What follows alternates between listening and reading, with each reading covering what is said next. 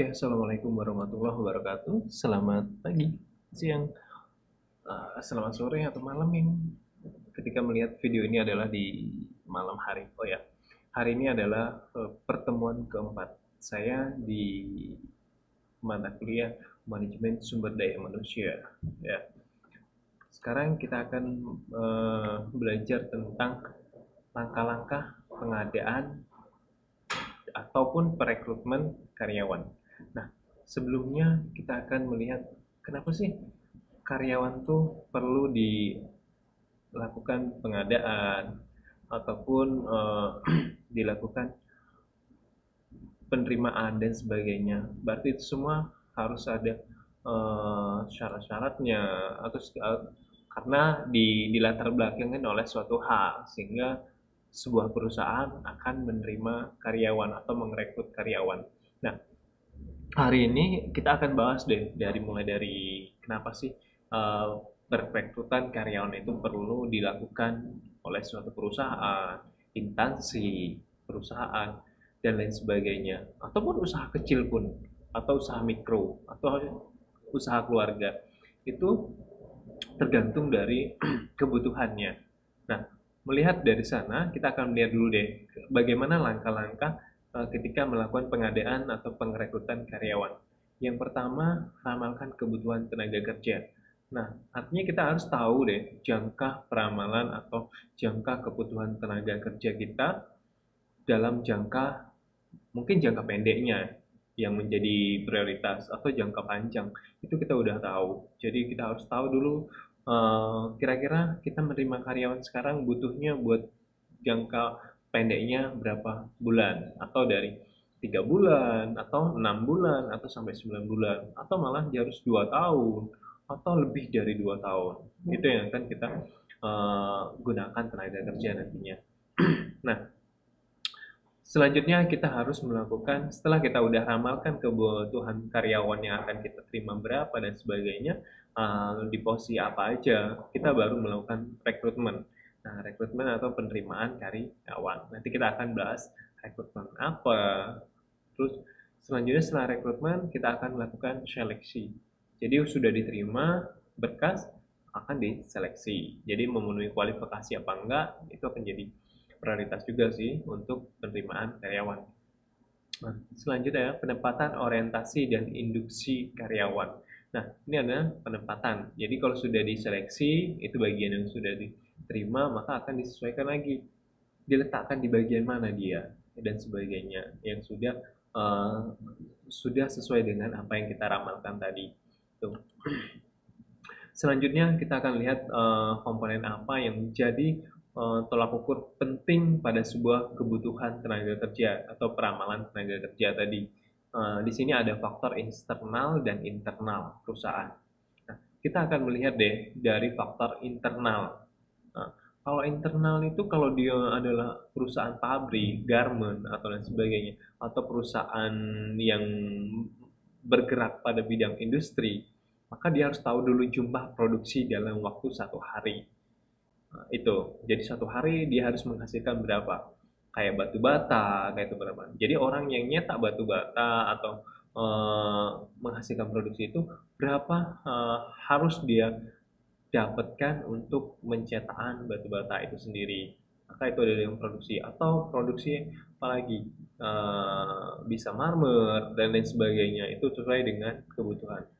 Terus ramalan-ramalan usaha. Jadi kedepannya usaha itu akan mengalami naik turun atau di mana suatu perusahaan maka dia akan kalau dia masuk startup bisa naik naik naik dan ketika dia akan mengalami titik jenuh usaha ramalan-ramalan itulah yang harus dikasih gebrakan lagi. Jadi jangan sampai ketika dia udah masa titik jenuh perusahaan tetap diam aja gitu loh, maka akan ditinggalkan sebuah konsumennya nantinya. Tambah lagi karyawan yang juga udah mengalami titik jenuh.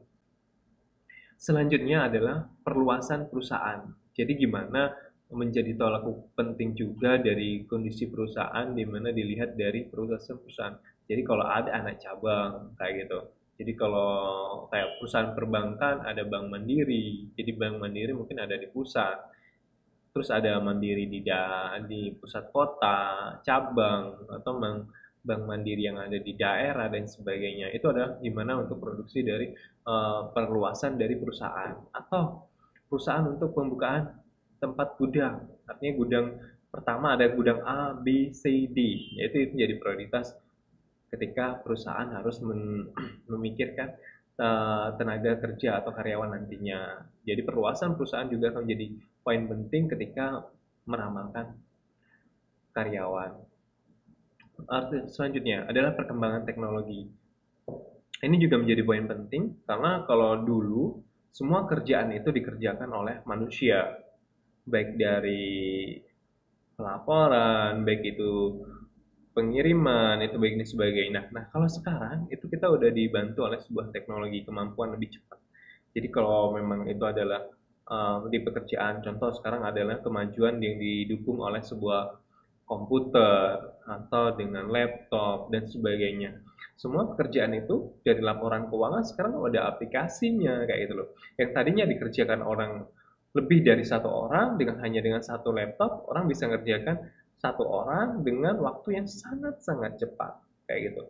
Jadi itu juga pengaruh teknologi. Terus pengiriman file. Kalau sekarang menggunakan email, menggunakan Google Drive dan sebagainya, itu adalah penyampaian sebuah kemajuan teknologi yang mempermudah atau mempercepat dari kinerja sebuah perusahaan yang didukung dengan teknologi.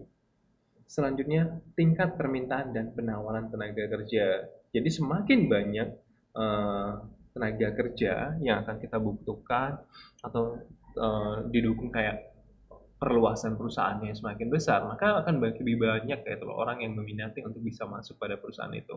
Tapi kita harus juga selektif kayak gitu loh, dari sesuatu yang kita inginkan. Jadi jangan sampai kita menerima orang yang tidak sesuai dengan fungsinya. Mungkin bisa dari jabatannya atau mungkin dari tingkat pendidikannya dan sebagainya. Jadi kalau kayak Alfamart, Indomaret dan sebagainya, orang bisa menerima dari lulusan SMA dan sebagainya. Tapi kalau ada S1 akan lebih menjanjikan lagi. Tapi rata-rata lebih di sana adalah orang mengalami pendidikan atau sudah menyelesaikan pendidikan adalah SMA, sekolah menengah atas itu. Jadi itu jadi tingkat permintaan dan penawaran yang didukung mungkin dari tingkat pendidikan juga. Terus perencanaan karir. Jadi bukan suatu daerah, bukan suatu lembaga atau pemerintah untuk meminati ketika dibuka lowongan kerja, bukan berarti dia oh iya langsung terima ke melamar kayak gitu. Tapi dia akan lihat deh track record dari perusahaan itu. Jadi kalau ada pembukaan lowongan pekerjaan itu ada di Bank Mandiri, Bank BRI, Bank BCA, maka orang akan melihat oh ya perkembangan karir dia adalah bagus di sana nantinya. Sehingga apa? Tertarik untuk daftar atau melamar pekerjaan di sana. Itu menjadikan poin penting. Tapi kalau ada perusahaan, oh sudahlah di sana ada perusahaan yang membuka lowongan kerja. Tapi nanti apa? Nanti kalau sudah 3 bulan sudah habis training dia keluar kayak gitu. Itu akan jadi sedikit penurunan terhadap pelamar terhadap pekerjaan itu. Meskipun prospeknya bagus, peluang pekerjaan. Tapi kalau dengan pengembangan karirnya yang buruk, itu akan juga mempengaruhi dari tingkat pelamarnya. Selanjutnya, kita akan lihat dari rekrutmen. Menurut Edwin Lipo, ada proses pencarian dan penarikan para calon pegawai yang mampu bekerja dalam organisasi. Nah, prosesnya itu ya tadi, artinya ada banyak hal yang harus dilewati dari proses pencarian tenaga kerja tadi dalam penarikan calon pegawai yang mampu bekerja dalam organisasi. Jadi harus diikutin kayak gitu.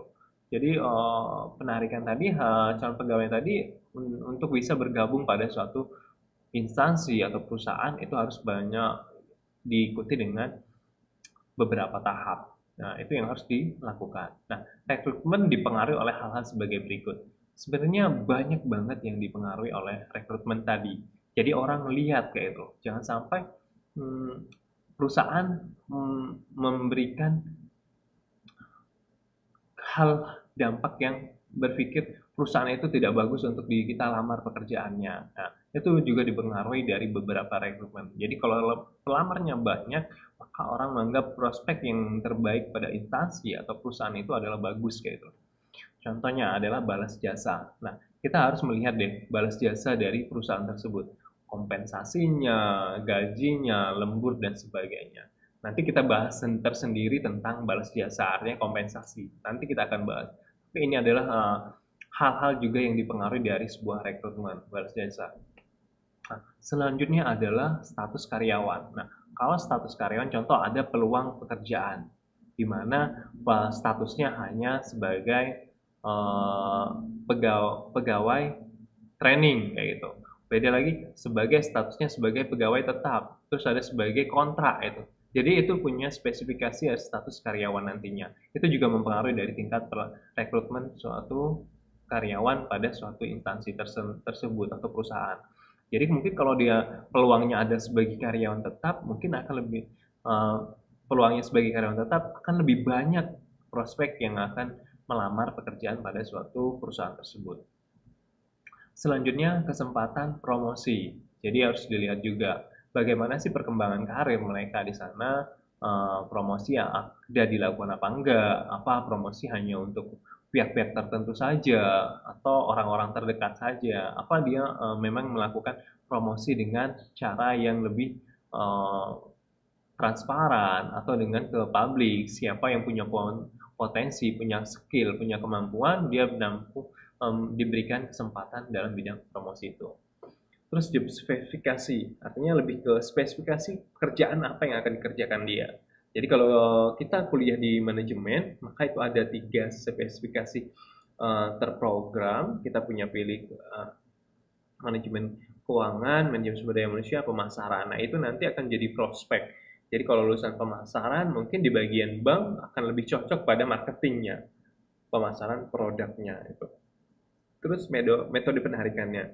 Jadi metode penarikannya boleh menggunakan beberapa metode. Mau langsung lamaran terus diterima, atau lamaran, wawancara, atau tes lain sebagainya. Itu tergantung dari suatu metode penarikan yang digunakan. Jadi, ataupun perusahaan nggak mau repot-repot deh rekrutmen karyawannya. Contoh BPJS menggunakan contoh BPJS tenaga kerja atau BPJS kesehatan.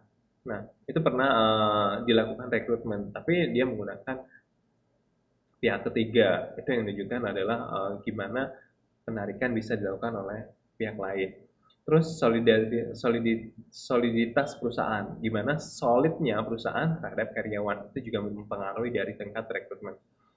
Terus adalah peraturan perburuhan. Jadi dilihat juga sih kalau di daerah-daerah terpencil perburuhannya kayak mana, atau semakin gejolaknya kayak mana. Tapi kalau di kawasan industri kan lebih punya soliditasnya lebih besar terhadap buruh kayak itu. Jadi hak-hak kaum buruh biasanya kalau karena di sini juga ada hari buruh dan sebagainya, itu sangat diperjuangkan. Jadi kalau Jabodetabek itu adalah kawasan industri, banyak banget artinya perusahaan yang di sana yang berdiri. Jadi perburuan akan sangat efektif.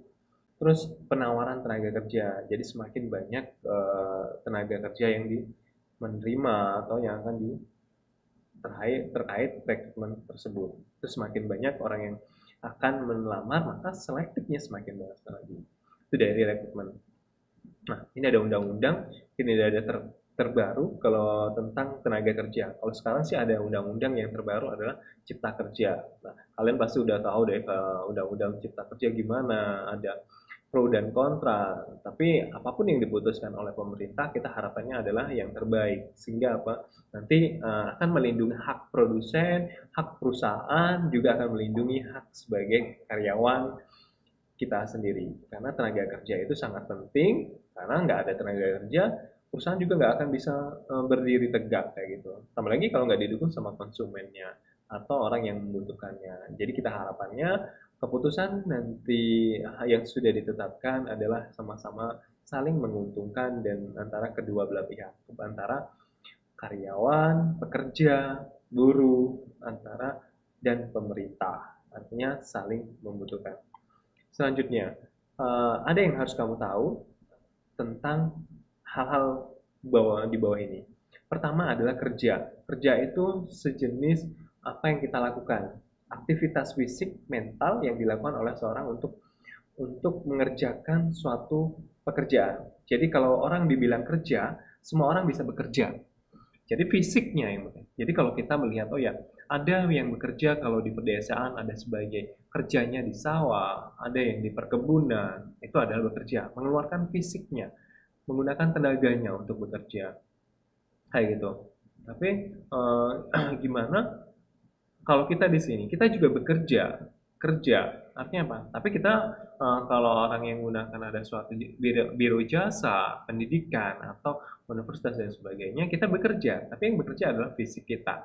Artinya pikiran kita, skill kita yang bekerja. Gimana kita harus mengelola sumber daya yang ada untuk bisa menjadi lebih baik ke depannya. Jadi antara kerja, semua orang bisa bekerja pada suatu lini yang lain sebagainya. Tapi apa? Kita harus garis bawahi pekerjaan itu punya porsinya masing-masing. Ada yang bekerja sebagai pramuniaga dan sebagainya, sama-sama bekerja, tapi dia punya poin penting.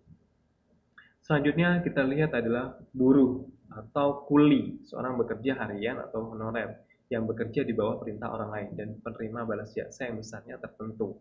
Nah, artinya apa? Yang saya bilang tadi, jadi ada yang bekerja di pedesaan, ada yang menggunakan sebagai petani atau sebagai pekerja perkebunan, itu artinya menjadikan sesuatu sama-sama bekerja, tapi dia sebagai buruh atau kuli, tapi dia bekerja gitu loh. Tapi kalau bekerja adalah suatu fisiknya dan mentalnya sama-sama itu juga bekerja. Artinya apa? Antara pekerjaan tadi cuman hanya adalah katakan sebutannya. Artinya antara buruh, kuli, artinya itu adalah sebagai pekerja yang dibayar harian lepas kayak gitu loh. Itu artinya ada yang dikerjakannya. Terus adalah karyawan. Pegawai adalah seorang bekerja tetap yang bekerja di bawah perintah orang lain dan mendapat kompensasi serta jaminan. Nah, ini adalah karyawan pegawai. Seorang, nah, sudah sebut tadi. Jadi ada juga yang bekerja, sama-sama bekerja. Dia menggunakan fisiknya, menggunakan pikirannya, menggunakan skillnya untuk mengerjakan pada biro jasa tertentu. Jadinya sebagai pekerja sebagai pegawai pemerintah atau swasta yang mendapatkan pekerjaan kompensasi atau gaji dan jaminan.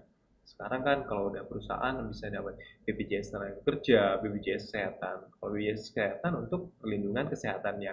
Kalau BPJS tenaga kerja otomatis untuk jaminan hari tuanya. Nah, itu jadikan prioritas yang harus dilihat. Jadi kita harus tahu dulu deh skillnya. Jadi yang semua pekerjaan, kerja, buruh, kuli, karyawan, dan sebagainya. Tapi yang jadi poin penting kita harus tahu dulu tarik benang merahnya dulu. Kalau bekerja sama bekerja semua orang bisa bekerja menggunakan pikirannya, fisiknya untuk melakukan suatu pekerjaan. Nah, tapi untuk ditarik lagi benang merahnya, si buruh kuli menggunakan tenaganya. Tapi kalau karyawan, pegawai, dia adalah bisa menggunakan yang bekerja di pemerintah atau swasta yang dapat kompensasi jaminan. Tapi lebih banyak bisa menggunakan fisiknya. Jadi antara bisa aja saja sih pekerjaan itu di pada suatu jaminan tidak hanya melulu menggunakan pikirannya, skillnya atau ilmunya, tapi dia akan menggunakan dua-duanya. Artinya apa? Dia akan menggunakan fisiknya dan juga pekerjaan tentang skillnya. Itu yang menjadikan sebagai kalau dia sebagai karyawan atau pegawai biasanya itu ada penggabungannya. Tapi kalau udah katanya lebih terkait buruh kuli, maka itu lebih ke pekerjaan yang notabene lebih ke fisik kayak gitu loh. Oke, selanjutnya kita lihat ada proses penarikan karyawan. Nah, kalau kita lihat ada pekerjaan, kalau orang bekerja di mana dan sebagainya, maka nanti endingnya tadi pekerjaannya. Nah, sekarang kita lihat gimana proses penarikan karyawan. Sebenarnya ada beberapa tahap di sini. Proses penarikan karyawan bisa dilakukan dengan penentuan dasar penarikan atau job sertifikasinya. Jadi dasarnya apa? Bisa dari ramalan dan sebagainya. Terus penentukan sumber-sumber penarikan. Itu bisa dilihat dari sumber internal atau eksternal. Atau dari internal, kita mengenal orang tersebut, oh ya dia bagus pekerjaannya, dia IPK tinggi, artinya tersebut. Jadi itu bisa dari sumber-sumber teman sedekat dan sebagainya. Atau dari eksternalnya, kita lihat dari track record si pelamar sendiri. Terus metode penarikannya bisa tertutup atau terbuka. Kalau tertutup ya artinya kita melakukan penarikan sesuai dengan pendekatan-pendekatan dari sumber yang kita dapatkan tadi. Tapi kalau terbuka artinya kita lebih leluasa, artinya kita nggak akan mendiskriminasi tentang seorang yang akan pelamar kepada kita. Jadi nggak ada orang harus terima bekerja, harus mengasih uang sekian dan sebagainya. Itu ada tanda kutip di balik semuanya. Terus kendala-kendala penarikan, mungkin kebijakan-kebijakan yang dimiliki oleh pemerintah atau yang dibijakan oleh perusahaan tersebut. Itu adalah suatu kendala. Jadi itu harus merupakan bagian proses penarikan. Nah, untuk konsep penarikan sebenarnya bisa dilihat di sini ada beberapa, artinya bisa dari sumber internal, eksternal yang udah disebutkan tadi, di mana kita lihat di sini proses penarikannya harus menggunakan konsep yang jelas, artinya baik kita dapetin bisa dari internal kita atau sumber eksternal, terus tertutup atau terbuka, itu yang harus dia. Kendalanya internal dan eksternal. Jadi kalau kendala internal kita akan mengenal ya karena orang tersebut sudah dikenal oleh karyawan yang sebelumnya. Tapi kita akan lebih low-nya kita tidak akan mendapatkan karena dia terlalu dimanjakan karena mentang-mentang dia udah dikenal oleh keluarganya atau siapanya dia akan seenaknya nanti kerjanya. Tapi kalau eksternal kita akan mendapatkan tenaga kerja yang mungkin skillnya tinggi tapi belum pernah kita lihat secara langsung atau belum pernah kita lihat dari menurut siapa itu. Tapi pada intinya maupun internal eksternal keduanya saling punya titik kelemahan dan kelemahan maupun kelebihan masing-masing. Jadi tergantung lebih nyaman yang mana. Terus bisa dilihat juga konsepnya dari dasar job spesifikasinya, spesifikasinya apa, terus peraturan pemerintah dan sebagainya. Itu bisa dilihat. Next, ini adalah kendala-kendala penarikan dari sebuah kebijakan organisasi. Biasanya kendalanya kebijakan kompensasi dan kesejahteraan. Nah, itu juga bisa lihat jika perusahaannya dapat memberikan kompensasi dan kesejahteraan yang cukup besar dan adil, pelamar serius akan semakin banyak. Sebaliknya, jika gajinya kecil, kesejahteraan rendah, pelamarnya akan sedikit. Nah, itu sebenarnya kalau kalian lihat, kalau umpamanya kenapa sih kompensasi dan kesejahteraan itu menjadi poin penting ya karena untuk masa depan si karyawannya. Jadi penarikan tentang kebijakan. Jadi kalau orang lihat prospek perusahaan itu ada bagus, yakin. Karena apa?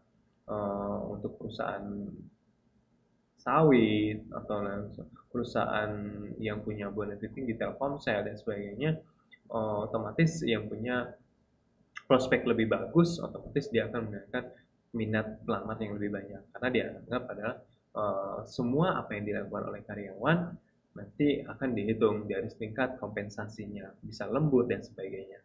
Terus kebijakan promosi juga menjadikan kendala ketika melakukan kebijakan pada organisasi, di mana setiap promosi itu keinginan yang ingin dicapai oleh si karyawan kalau dia sudah menjadi karyawan tetap, sehingga ketika oh iya dipromosikan sebagai jabatan A, B, C, dan Z kayak gitu.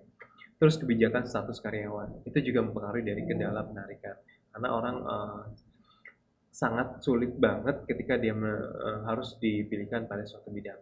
Kalau training 3 bulan nanti diangkat pegawai tetap mungkin akan lebih oke ya.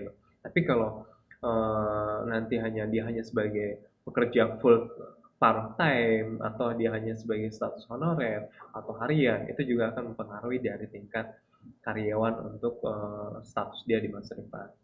Terus kebijakan tenaga kerja, di mana jika tenaga kerja yang diterima hanya bersumber dari tenaga lokal, maka pelamar harus sedikit. Sebaliknya, jika tenaga kerja akan diterima sumber dari Nusantara, maka pelamar akan banyak. Jadi kalau sumbernya umum, contoh PNS ya, tidak dikarakterisasi tentang penerimaannya hanya putra daerah kayak itu, maka akan banyak sekali penerima pelamarnya. Tapi kalau hanya dikarakterisasi hanya satu putra daerah, hanya asal ini, kualitasnya ini, maka akan lebih sedikit. Jadi itu adalah suatu kebijakan dari tenaga kerja. Oke, kalau ada ditanyakan, boleh ditanyakan di form ini, atau nanti kalau ada kendala tentang atau yang ingin di-sharingkan, boleh sharing di kolom ini. Nanti bisa chat aja di sini, sehingga kalian akan lebih memahami. Ada juga adalah persyaratan jabatan. Jadi semakin jabatannya semakin tinggi, maka akan semakin syaratnya semakin tinggi pula. Contoh, kalau mau jadi manajer pada suatu perusahaan, maka minimal dia pernah menjadi manajer di perusahaan sebelumnya, atau dan sebagainya. Itu juga menarik. Terus metode pelaksana penarikan, semakin terbuka. Kalau sekarang orang pelamar, kalau dalam kondisi COVID sekarang, orang cukup ngelamarin via email atau lamaran online. Nanti diwawancari via Google Meet dan sebagainya. Tapi itu ada namanya, kita tidak bertatapan langsung pada orang yang kita terima. Tapi kalau biasanya kalau enggak kondisi darurat, maka bisa dipanggil orangnya. Terus adalah kondisi pasar tenaga kerja. Semakin penawaran tenaga kerja semakin banyak, lamaran serius baiknya jika penawaran sedikit, yang melamar juga sudah sedikit. Itu ya. Solidaritas perusahaan. Itu yang udah aku jelasin tadi. Kondisi dan lingkungan eksternal. Nah, sekarang kita balik pada seleksi. Ya, kalau rekrutmen kalian udah paham, kita akan lanjut tentang seleksi. Nah, di rekrutmen tadi adalah bagiannya tentang tahap yang kita terima tadi. Sekarang kita tinggal menyeleksi bagian pelamarnya. Jadi usaha pertama yang harus dilakukan oleh perusahaan memperoleh karyawan yang qualified atau kompeten yang akan menjabat serta mengerjakan semua pekerjaan pada suatu perusahaan. Jadi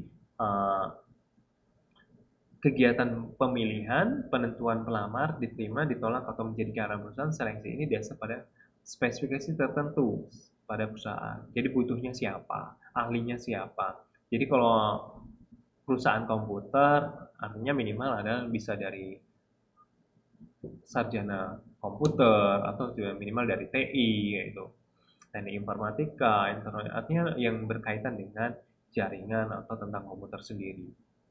Jadi kalau itu yang jadikan poin pentingnya. Jadi penarikan harus sesuai dengan kualifikasi yang sudah ditentukan, baik pendidikan atau skill yang dimiliki.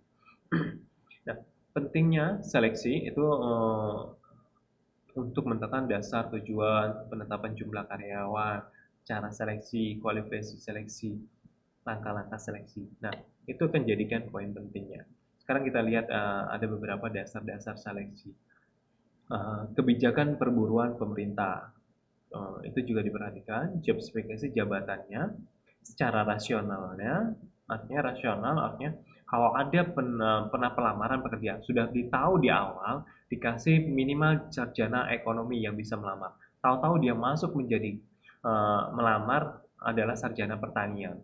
Tahu-tahu tanpa kesadaran karya sarjana pertanian nilainya tinggi atau diterima dan sebagainya. Tapi apa? Dia tidak memenuhi karena rasionalnya adalah sarjana ekonomi, bukan sarjana pertanian. Itu yang jadikan etika sosialnya. Jadi kegiatan yang berkaitan dengan sosial juga. Di sini ada juga yang terkait dengan tujuan seleksi. Dari seleksi mendapatkan karyawan yang qualified dan potensial, minimal sesuai dengan yang diinginkan. Jujur dan berdisiplin. Artinya nanti ya dilihat dari rekrutmen itu sendiri, dari wawancaranya, dari berkasnya itu sinkron apa enggak dan sebagainya. Terus cakapan dengan penempatan yang tepat atau Trump itu juga menjadi pengaruh. Tampil bersemangat dalam bekerja itu juga menjadi daya tarik. Karyawan yang mampu bekerja sama baik secara vertikal maupun horizontal, artinya bisa ke atas, ke bawah, ke samping dan sebagainya. Artinya dia bisa kerjasama, dinamis dan kreatif. Artinya bisa ditempatkan di mana saja. Inovatif, bertanggung jawab sepenuhnya. Jadi pekerjaan yang apa yang dilakukan itu bisa ditanggungjawabkan. Loyal dan berdedikasi tinggi itu pada yang diinginkan. Tingkat absensi dan turnover karyawan juga dia harus diperhatikan. Jadi keluar masuknya karyawan itu akan dipengaruhi oleh juga seleksi. Karena apa? Kalau seleksinya sembarangan, maka nanti menerima karyawan yang tidak betah. Itu belum sampai sebulan dia udah keluar. Nah itu jadikan turnovernya terlalu tinggi. Sekarang kita lihat dalam penempatan jumlah karyawan dengan metode non ilmiah. Jadi ada jumlah karyawan dibutuhkan hanya didasarkan pada pemikiran saja, bukan atas dasar perhitungan cermat dari volume pekerjaan dan standar presentasi pekerjaan. Pengibat jumlah karyawan diterima tidak sesuai dengan kebutuhan pekerjaan, menimbulkan kerugian. Ini kalau metode non ilmiah.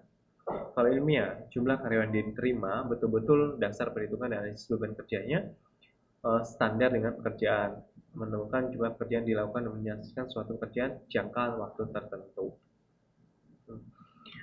Selanjutnya, masih program. Ini ada volume beban kerja. Kalau volume kerja, kali standarisasi, kali satu orang. Absennya, jumlah hari kerja, kali 100%, jumlah hari kerja. Turnover-nya yang diterima, yang keluar, karyawan awal karena hire, dan sebagainya. Perputaran karena dari labor turnover. Jadi, turnover itu keluar masuknya karyawan. Ini sebagai seleksi yang bisa ditentukan. Selanjutnya kita melihat ada metode ilmiah. Metode ilmiah seleksinya didasar pada job spesifikasi, pengetahuan, kebutuhan yang jabatannya akan diisi serta berpedoman kepada kriteria dan standar-standar tertentu. Dilaksanakan sebagai berikut: metode kerja yang jelas, sistematis, berorientasi pada prestasi kerja, pada kebutuhan real karyawan, dan lain sebagainya. Nanti bisa sambil dibaca ya, jadi kan nanti kalau ada terlewat dari saya, nanti bisa dikomunikasikan. Selanjutnya kita lihat ada kualifikasi seleksi. Kita lihat juga di mana kualifikasi seleksi meliputi umur. Jadi kalau umur biasanya kalau S1 itu bisa terpakai dari umur 21 sampai umur 35. Tapi kalau udah 35 ke atas pasti verifikasinya pengennya S2. Di atas lagi, di atas 40 pengennya S3 dan sebagainya. Itu mungkin tapi tergantung dari sebuah perusahaan sih itu ya. Keahliannya, apa yang dimiliki, skillnya, itu juga menjadi kesehatan fisik. Jadi itu jadi poin penting juga. Nggak mungkin kan terima karyawan tapi dia sakit-sakitan. Pendidikannya itu juga poin sangat penting. Kalau SMP, SMA, kuliah dan sebagainya. Jadi kalau cuma hanya pedagang keliling, mungkin bisa digunakan SMP. Jenis kelamin, karena laki-laki atau perempuan itu punya spesifikasi juga eh, kelebihan tersendiri. Jadi kalau laki-laki dia akan lebih cenderung dia bisa mengalami suatu fleksibel, bisa pindah kemana aja dan sebagainya. Tapi kalau perempuan ada terbatas karena nanti kalau kerjanya malam hari itu tidak akan mempengaruhi dari ketika jenis adalah perempuan. Tambang, physical appearance, bakat, tanpa mental mungkin jadi poin penting juga. Karena orang yang tanpa mental mungkin akan sulit untuk kita handle kalau dianya suka marah gitu. Karakter, pengalaman kerja, ini jadi poin penting juga karena pengalaman kerja gimana dia bekerja di tempat lalu menjadikan poin rujukan untuk kita untuk kedepannya. Kerjasama, kejujuran, disiplin. Kalau disiplin dilihat dari absensinya. Inisiatif, kreatif, sistem dan prosedur seleksi itu yang harus dilihat. Harus didasarkan versi uang, waktu, tenaga untuk memperoleh karyawan yang terbaik dengan menempatkan yang tepat. Sukses handle, compensatory apparat. Nah, menurut Andrew ini, ada dua ini. Keduanya sistem seleksi yang dilaksanakan berdasarkan urutan testis, yakni pelamar tidak lulus pada suatu testis, ia tidak boleh mengikuti testis berikutnya. Pelamar tersebut dinyatakan gugur. Tapi kalau komposisi apparat, sistem seleksi yang dilakukan dengan si pelamar mengikuti seleksi testis, kemudian dihitung nilai rata-rata tesnya, standar atau pelamarnya. Jadi ada dua metode sih. Sukses handle, kalau dia umpamanya tidak lulus berkas dia nggak boleh ikut lagi. Tapi ada juga yang kompetitor avokat, dia menghitung keseluruhannya dulu nanti baru diratakan. Gitu. Nah, the next ada langkah-langkah seksi. Ini bisa dari surat-surat lamaran, pengisian belangko lamaran, referensi, wawancara pendahuluan, tes penerimaan, tes psikolog, kesehatan, wawancara hasil akhir atasan langsung, atau terakhir adalah memutuskan ditolak atau diterimanya, di mana sesuai dengan seleksinya. Nah, sekarang kita lihat ada dari wawancara. Wawancara berkaitan dengan interview, face to face deh. Gimana kita bisa diterima menjadi seorang karyawan. Pastinya kita akan ditanyakan tentang perusahaan, tentang pribadi kita dan sebagainya. Itu jadikan poin penting. Sehingga kita harus menjawab sesuai dengan apa yang kita lakukan. Kalau tes penerimaannya, bentuk tes bisa physical test, ada bisa tertulis, atau proses pengujian kecakapan, atau TKDA, atau TOEFL, atau bahasa Inggris dan sebagainya. Itu bisa jadi poin penting juga. Selanjutnya psikolog, kecerdasan intelijen tes, kepribadian psikolog tes, bakat, minat tes, dan tes prestasi juga. The next kita lihat pendekatan seleksi. Ada seksual, di sini ada sampai yang saya jelaskan di atas tadi. Jadi ada yang diterima, ada yang langsung, ada yang di ayat. Selanjutnya kita lihat kebaikan keburukan, efisiensi biaya waktu. Itu juga mempengaruhi karyawan. Keburukan, perusahaan tidak mengetahui informasi karyawan calon secara keseluruhan. Kemungkinan mendapatkan karyawan yang baik. Atau kompetensi advokat yang tadi ditolak tadi. Ya. Kita lihat sedikitnya. Oh ya, ini ada konsep seleksi. Ada 7 konsep. Di mana 7 sorry, di sini ada 6 karena di sini ada nomor ininya adalah duanya adalah 1. Jumlah penerimaan, metode reaksi individual grup, tingkat kecakapan, kendala penyeleksi, dropship, dan sebagainya. Ini adalah 2 ini 1, 3 ini 2, atau next selanjutnya ya, sampai sekarang. Selanjutnya, rekrutmen pengadaan. Ini ada rekrutmen, seleksi, placement, penempatan, orientasi, dan induksi. Terakhir ini adalah sebagai konsep gimana kalian menyimak sampai akhir apa enggak. Jadi kalau ada kuis nanti kalian akan, kalau kalian udah baca kuis di akhir berarti kalian udah baca sampai terakhir. Jadi bisa dikerjakan, nanti bisa dilampirkan dengan file dokumentasinya. Itu aja untuk pertemuan keempat. Saya akhiri. Assalamualaikum warahmatullahi wabarakatuh. Selamat pagi, selamat siang, dan sukses selalu.